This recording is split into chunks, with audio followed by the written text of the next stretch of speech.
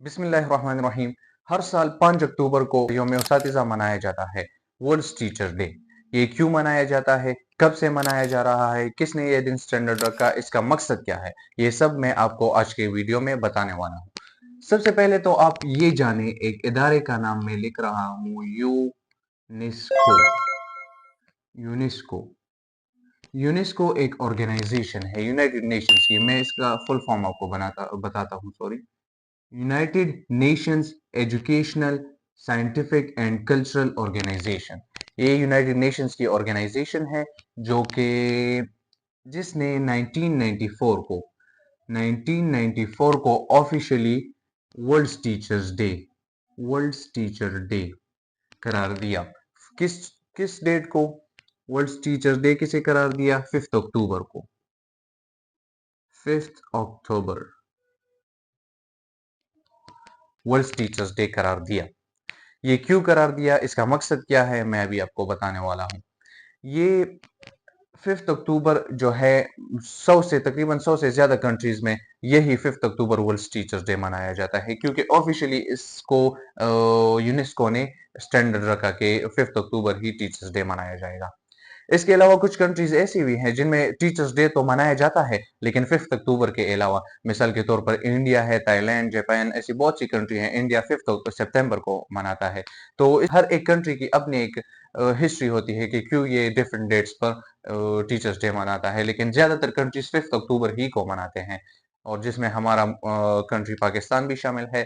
तो इनका मकसद क्या था कि इन्होंने ये स्टैंडर्ड रखा? इनका मकसद होता है इस स्पेसिफिक तबके में, यहाँ पर टीचर्स की बात हो रही है, टीचर्स डे तो टीचर्स तो उस स्पेसिफिक तबका, चाहे teachers day, labours day, mothers day, fathers day, उनके बारे में लोगों में, सोसाइटी में, माशरे में अवेयरनेस पैदा करना कि सोसाइटी में उनका मकाम क्या है, उनका मतलब उनका किरदार क्या है। ये हर साल एनुअली, मतलब इस अहमियत को वाज़ेह करने के लिए मुख्तलिफ तकरीबात होते हैं, और उनके मकाम और अहमियत के बारे में मुख्तलिफ स्पीच और प्रेजेंटेशन, अवेयरनेस प्रोग्राम्स चलते रहते हैं। तो आज चूंकि टीचर्स डे है, मैं अपने तमाम उस्ताद कराम को के लिए नेक तमन्नाओं का इजहार करता हूँ, और अपने रब से उनके लिए दुआगो हूँ और दुआगो रहूंगा इंशाल्लाह। मुअल्लिम की, एक टीचर की अहमियत, उस्ताद की अहमियत और उनके मकाम के हवाले से मैं आपको एक एक हदीस पेश करना चाहूंगा। अगर मुअल्लिम के मकाम के बारे में डिस्कशन शुरू हो जाए तो वो तो ना खत्म होने वाली है, लेकिन मैं एक ही हदीस आपको बताऊंगा, और हदीस से जो वजाहत है उससे मैं आपको समझाऊंगा मुअल्लिम के मकाम के बारे में। सो सरकार दो आलम हजरत मोहम्मद सल्लल्लाहु अलैहि वसल्लम फरमाते हैं कि इन्नमा बुइस्तु मुअल्लिमा, बेशक मुझे मुअल्लिम बनाकर भेजा गया है। तो मुअल्लिम, अगर इसकी हदीस की वजाहत हम वैसे तो सिंपल है कि हुजूर सल्लल्लाहु अलैहि वसल्लम फरमाते कि मुझे मुअल्लिम बनाकर भेजा गया है, दूसरों को तालीम देने के लिए और दूसरों को इल्म फैलाने के लिए मुझे भेजा गया है। लेकिन हम अगर गौर करें, जिस तरह वो मुअल्लिम रहे हैं और जिस तरह उनके शागिर्दों यानी उनके फरमाबरदारों को जो इज्जत और वकार मिली है, तो इनकी उसकी वजह क्या थी? एक मुअल्लिम ही की बदौलत, ये इस हदीस के सेंस में मैं बात कर रहा हूँ, एक मुअल्लिम ही की बदौलत इंसान बना। एक मुअल्लिम ही की बदौलत मर्द को, औरत को, बूढ़ों को, बच्चों को, नौजवानों को अपने हुकूक हासिल हुए। एक मुअल्लिम ही की बदौलत वो कौम जो जहालत के अंधेरों में डूबी हुई थी, इस मकाम को पहुंची कि वो पूरे दुनिया पर हुकूमत करने लगी और दुनिया में बावकार और बाइज्जत जाने लगी। ये एक मुअल्लिम ही की बदौलत।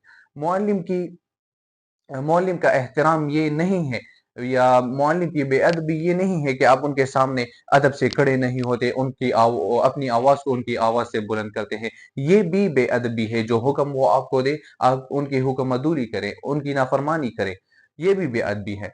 तो जो कौमें जब तक अपने उस्ताद कराम के एहतराम, अपने मुअल्लिमीन के एहतराम करते रहे, तो वही कौमें कामयाब रहीं।